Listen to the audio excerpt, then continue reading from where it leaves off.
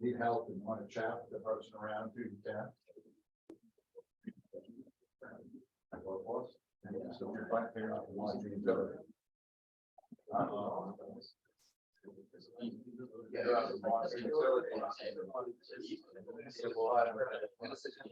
I figured out then divide each side by price, and then you want to try to. So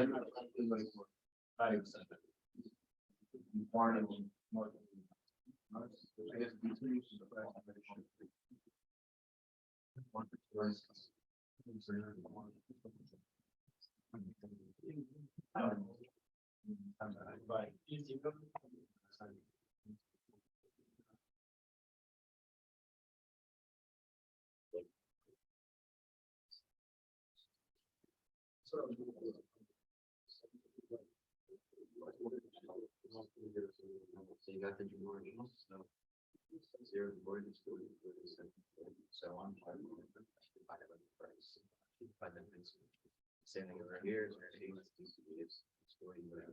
Yeah, divided by the price. So then whichever one's the same, so we got 5 there, 5 there, so that's all. Yeah, but it's not. But you gotta like explain it. You kind of classify it as a class. 4 is 12, so 8 plus 1 is 20, as well as your 2.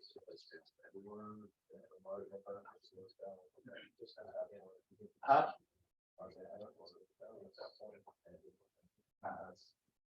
You can shake your head, it's not gonna get it right. Price is the dimension. But the cost of both goods.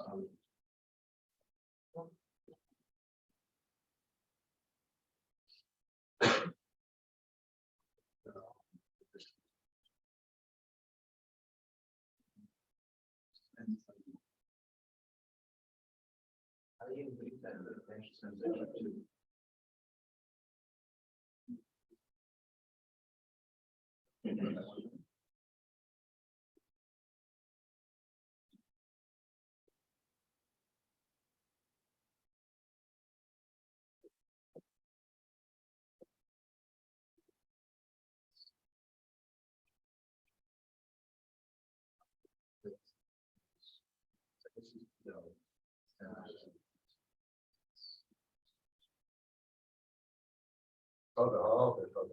What are we talking about? For which one? For good app? Just two. No. And I thought, I didn't know the other one is. Yeah. Correct. Or candy bars, you always divide it. Right, take the marginal benefit and divide it by the price. No, you gotta change.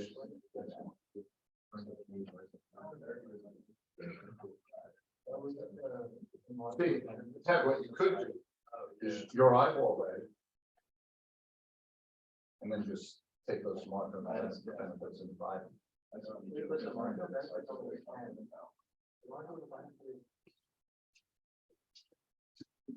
Rocker, you're lost. You're fair, you know. Did you figure out the marginal benefits? Do I do by the price? We found you. You were lost in the woods. Yeah. You know, Tommy, you lost? Did you figure out the marginal benefits? But it's 12. Okay. It's still not 1. There's no answer at 12. I don't even know my eyeball. I just said that. I Got it. don't know until I do that at all. It says like maximizing your total benefit. It doesn't say like, you know, you need to save X amount, so you just want to bet that most amount.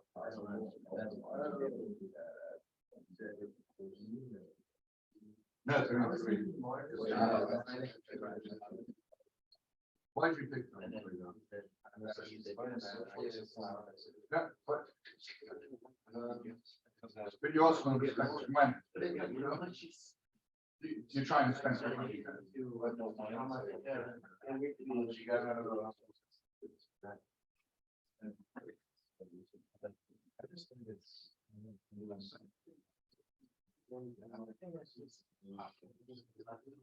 Huh? Yeah, now, if you did what you said, right, and you found the margin utility over price before and third, you could just say one for the margin utility of this. Yeah.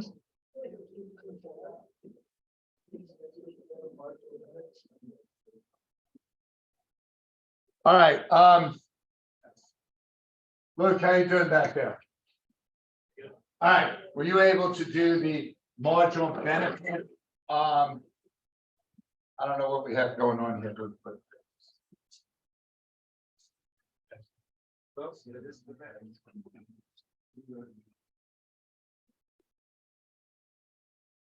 Okay. Luke, could you just give me the marginal benefit for F? 40, so 40 minus 0, go. 70 minus 40 is 30, 20, 10. Okay. All right. And I got the other side. 80 minus 0 is 80. 120 minus 80 is 40. 140 is 20. 12, 4. All right. Now I have to divide because it's marginal utility over price of X. I have to divide 40 by 2, which is 20, 30 by 2, which is 15, 20 by 2 is 10, 5, 1.5, 1. Now, on this side, 80 divided by 4 is 20, 40 is 10, 5, 3, and 1. Okay. if I looked at so I'm looking for them to equal, if I looked at the first 20 equals 20, that is true, except 1 times 2 is $2, and 1 times 4 is $6. I'm not spending all 6. If I go to 10, which is 3 and 2, this is 3 times 2 is $6. This is 2 times 4 is 8. That's not it either. Now, when I get to 5 at 4 and 3, 4 times 2 is 8. 3 times 4 is 12. I spent my 20. Okay. Any questions on how we got there? And if you showed the math, you're fine. I also think you'd be fine if you wrote the marginal benefit per dollar of, what is that? Of F is 5 equals the marginal benefit per dollar of candy is 5. Okay. Any questions? And then we get B. I feel good about B. Benjamin? We didn't necessarily feel good about it. We had thoughts. Go. I did 12 is the marginal benefit of the 4 candy bar. Minus 16 is what you would spend on 4 candy bars. So -4.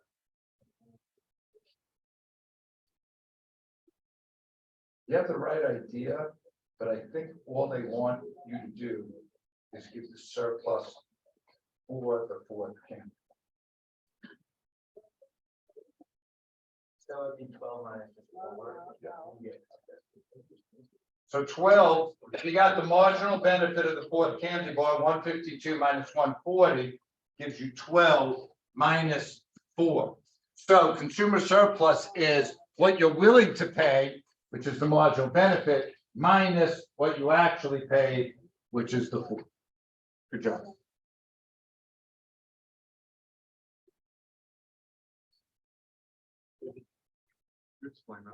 Yeah. So the marginal benefit for the 4th candy bar is 152 minus 140 is 12. That's what you're willing to pay. What did you actually pay for it is $4. Oh, yeah, you want marginal benefit to include. No, you want, if for consumer surplus, it's willing to pay minus actual. Yeah. Okay. And then, just so this, because you had the right idea, but if you're going to use 16, if you thought that was it, you'd have had to add up the benefits for all 4. Right, that makes sense now. Do you know what I mean? Okay. All right, who's got C? When? I said yes, because 5 times 2 is 10, and 2 times 4 is 8, and then those ends together are 18. Okay. Perfect. D. Evan, did you get D? All right, Evan, what is going to happen to the supply of candy? Okay, therefore, what's going to happen to the price? If the price goes up, how's that going to affect this? Right. So now, are you gonna suppose it?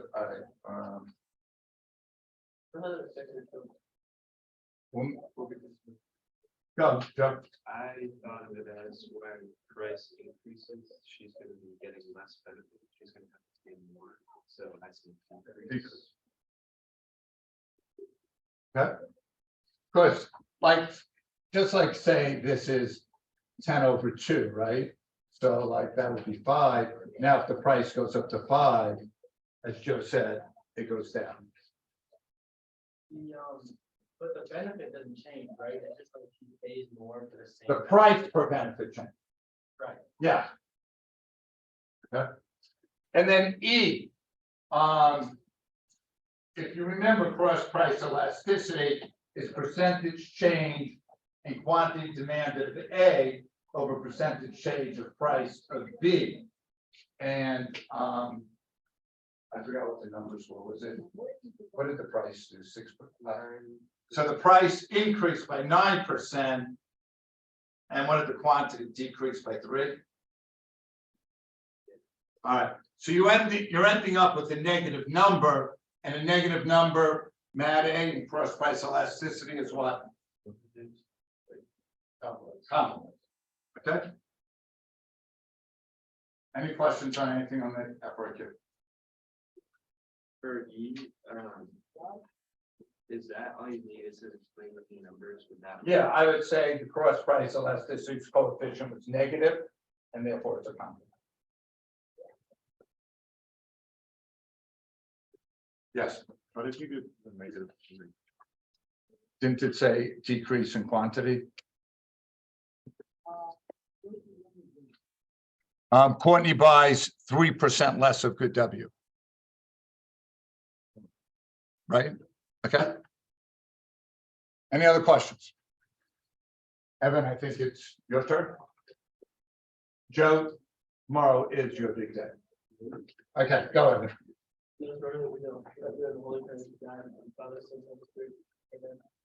You have thank you for gathering us together this way to learn small groups. Help us to really take to heart all these lessons, but also to enjoy the community that we're able to be a part of every morning. Having breakfast together with friends and talking together is really important. So we thank you for that gift and continue it throughout life. Hey, John Baptist, us out. Right for us. The Jesus in our hearts. Thank you.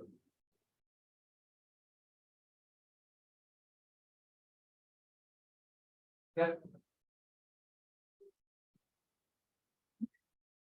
We're stuck, Rebecca. All right, we prayed. All right, so this week, I'll do the review for the quiz tomorrow, tonight at 7:45. I'll do one tomorrow morning. And then also after school, tomorrow, the AP review, and then Friday before school, AP. There were notes were originally due Friday. I have moved that to Monday. So you can get them done by Monday, okay? And we were supposed to have a quiz Monday on this next chapter, but we spent a little extra time on the balance sheets. So I thought that was worthwhile. We'll figure out when we do that next quiz. Maybe we won't do it. All right, here. Why don't you guys talk with each other about all these terms? Go. That's Mr. Kelly you're supposed to be talking. Or maybe not. Now, Mr. Kelly's supposed to be talking to Joe. You're supposed to be talking to Joe.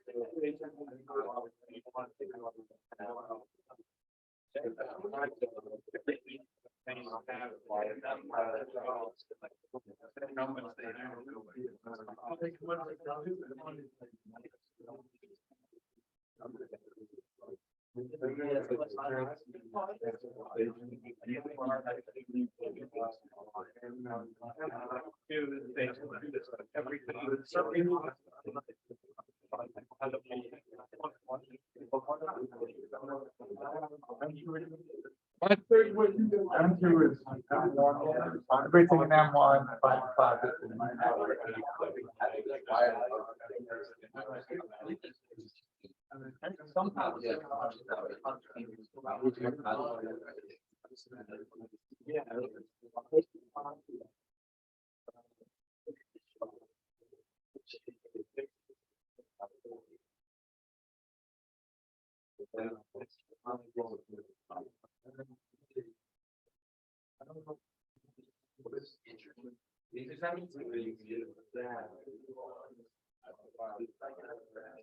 Okay, anything you and your partner I don't understand, or maybe don't understand what I'm asking. What's the federal funds rate? Federal funds rate is the interest rate banks charge each other when they loan each other. Can you explain the last one? Oh, can you use owner's equity to pay, pay like debts or loans or? And no, because owner's equity is a liability for the bank. So, they could use owner's equity. I mean, if they had extra owner's equity, I guess they can. But you're gonna usually pay from your asset part of the balance sheet. Owner's equity is like what you get back from your original. No, owner's equity is what the owner put in to start the bank. So that's the start right now. Demand deposits are what you put in and the bank owes you. Oh, you So know, say I started a bank, I put in $50,000, that's owner's equity. All right, that helps me like at the beginning till I get, money from you guys.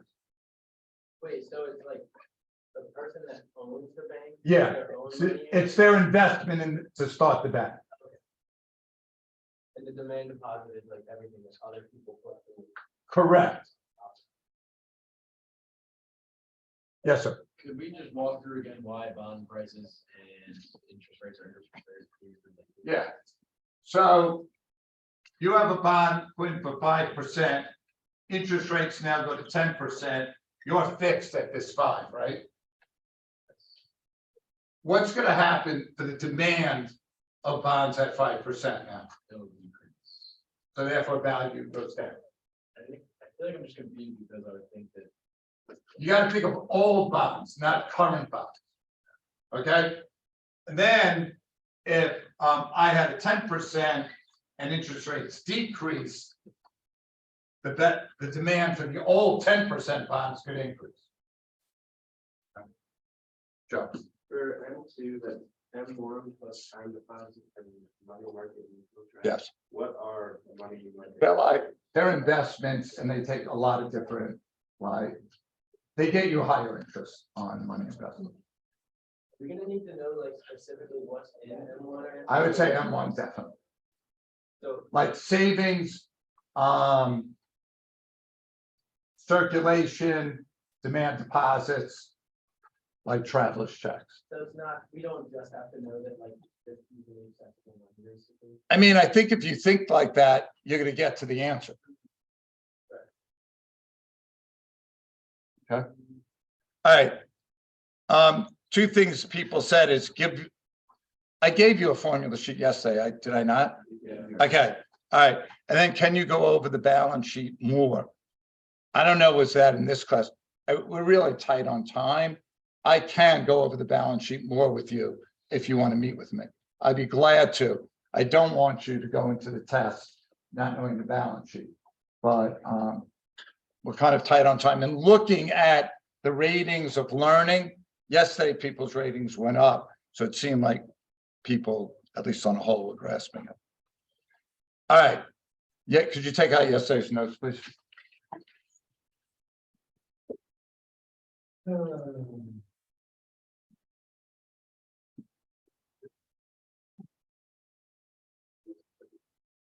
was on just another, ready for that. I've been on that. Reading, I'm gonna hear every move today. You gotta do something surprising and shocking. I'm very predictable. You gotta get out of the loop. Like,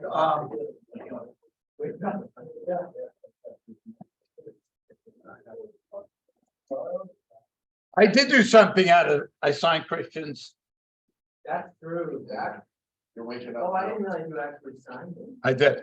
I signed someone else's today too. I don't remember. Did I give you the wrong thing, Peter? All right, monetary policy, no new news here. It's when the central bank changes the money supply. All right. And usually what they would do is buy bonds to get interest rates lower. Business investment up, aggregate demand to the right, or sell bonds, sell suck the money out, interest rates up, aggregate demand left. All right. Now, we learned these three. Again, if I'm trying to improve AD right, I lower the reserve requirement, I lower the discount rate, I buy bonds. If I'm trying to decrease AD, I have an inflationary gap higher, higher, sell some.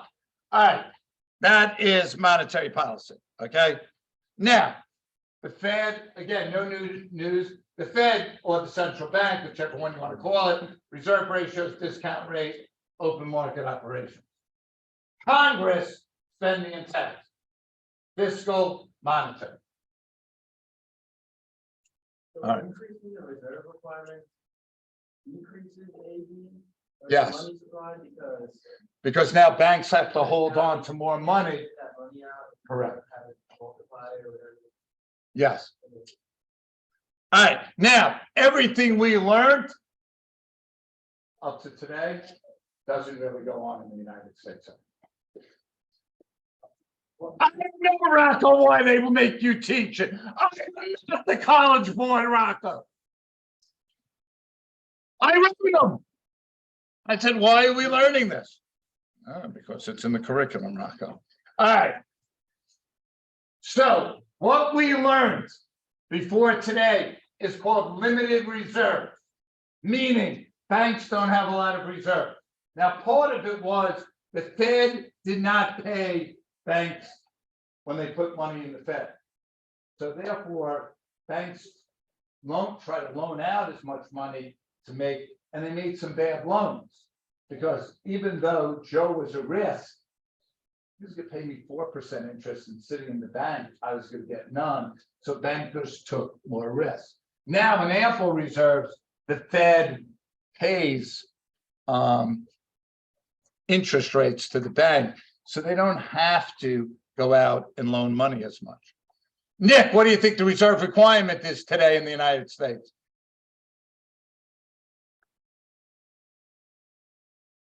Said that, Look to your right. Use your peripheral vision. I think it was 0. Zero. There is no reserve requirement anymore. Man, we got money like sticking at. All right. So back in like the chapter you just read, I'm sure the book said open market operations is the most used because in the limited reserve, that is the most used. All right. In ample, and I'm going to show you why buying and selling bonds is not used as much now, but the Fed either changing the discount rate or the interest it pays on reserves, both of them called administered interest rates. That is the driver. Is that a question?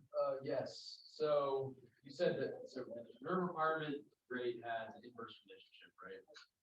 With, In the limited reserve system. okay, then. If discount rate is up, are you saying AD down? Yes. Yes. So it's basically just like the Fed is just paying off every like imbalance in banks. Well, no, it's now that the banks don't feel pressured to take bad loans because they could put the money in the Fed and earn safe interest. Okay. All right. So interest on reserves, IOR, that's what the Fed pays commercial banks. That's what I was referring to. So the Fed now pays banks, okay? And discount rate, which we've learned, is the interest the Fed charges banks for borrowing.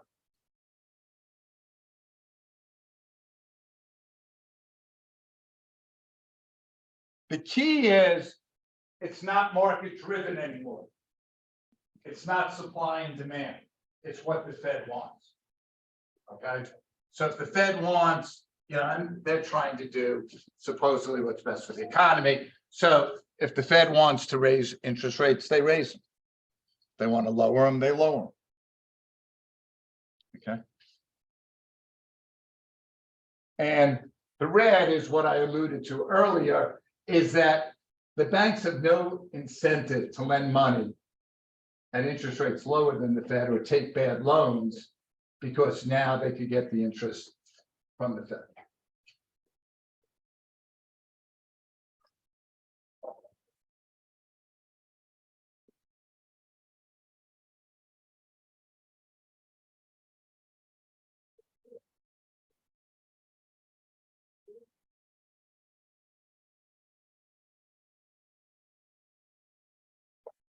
The Fed making money on all these banks. Well, Or they lose. I mean, I don't know, is the Fed's like the College Board, you know, it's a nonprofit there. But you gotta remember, they're also charging people when they borrow the discount rate. Wait, but that's considered a nonprofit, it's not like a government. I mean, it's separate from the government. I think the Fed really goes out there to make money. Okay. Now. I'm just showing you like historically from 1960 to 2008, when we had a huge recession, we did the limited reserves and then we did the ample. All right. So now, like what we talk about today, is going to be ample reserves. When there's limited bank deposit, few reserves, money supply change, you know, you'd have a change in interest rates. So the central bank had three tools. They had the reserve requirement, the discount rate, and open market operations. Well, I told you the reserve requirement is 0, so that's not a tool. You'll see in a second why open market operations really isn't a tool. And so really, it's changing these interest rates and the interest on reserves and the discount. And those two go together. So if discount rate goes up, interest on reserves go up, and so forth. All right, did I give you a place to graph? Yeah. Did you want this? Was this in your notes? Okay. All right. There is your downward sloping, like the old, you know, when you had MS here, that's kind of like the old days, but. All right, here is your discount rate, all right, on the ample. And that is the ceiling, all right, because the quantity of reserves, anything over, like, no one could charge over the discount rate, because then you would just get money from the Fed at the discount rate. So think of this as your ceiling, downward sloping demand, and then you have another perfectly elastic curve.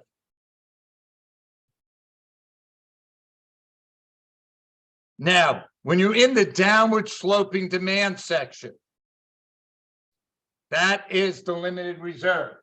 So if your supply curve was here, you'd be in the limited reserves. If your supply curve is in the green area, you're in the ample reserves.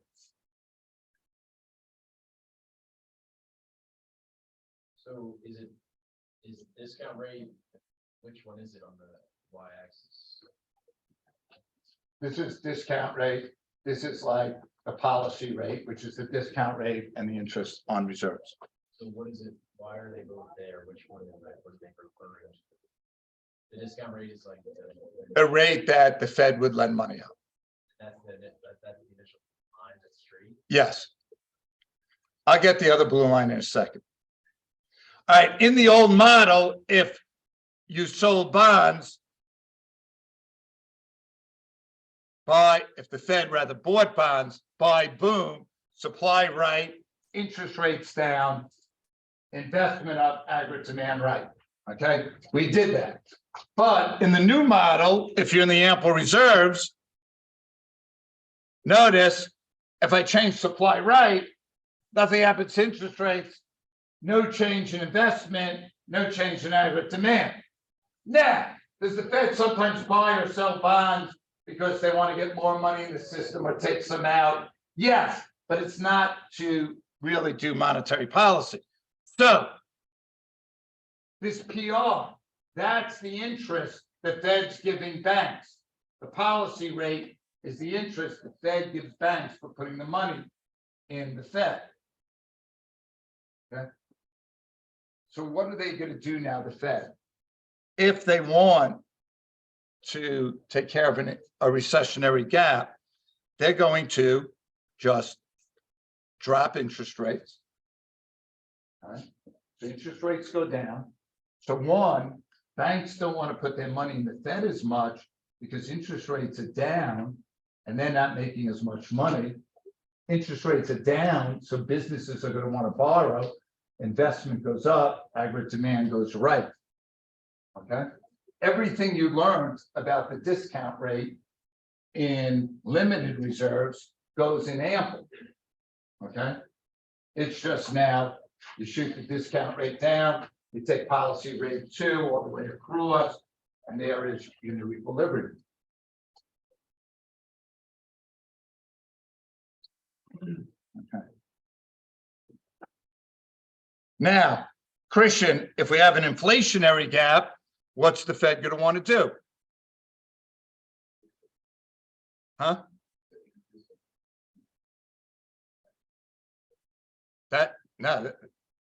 That's fiscal policy. What monetary policy are they going to do? They're going to want to increase interest rates.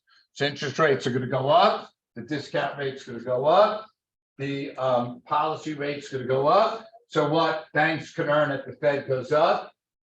Interest rates go up. Businesses borrow less. AD to the left.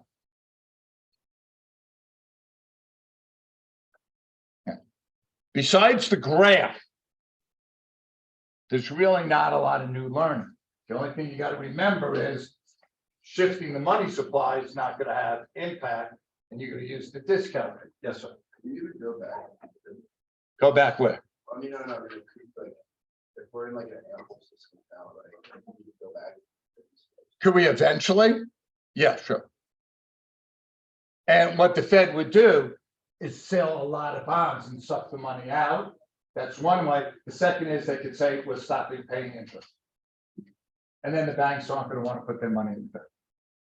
All right, we got a minute. Let's try a quick multiple choice. There we go. Give you a minute.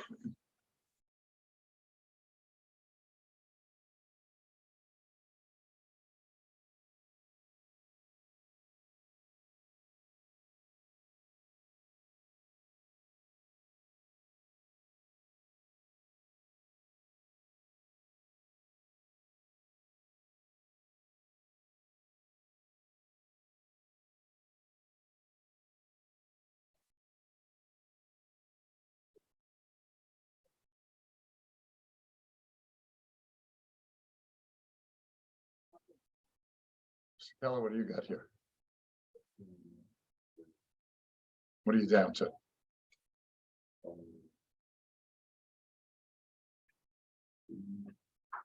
Okay.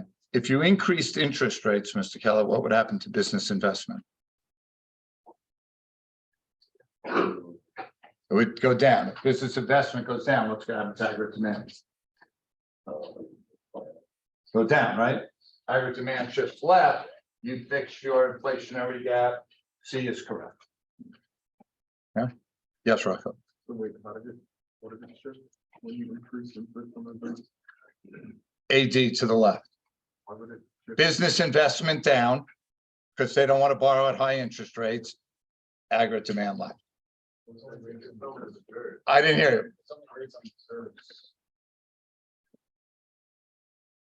Yeah, but if you increase the interest rates on reserves, Then they don't need to spend, they don't need to let it out.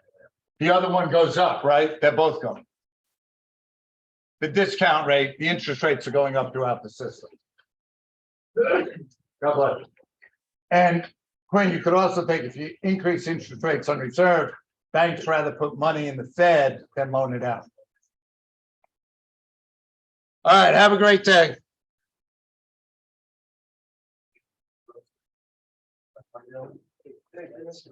Thank you.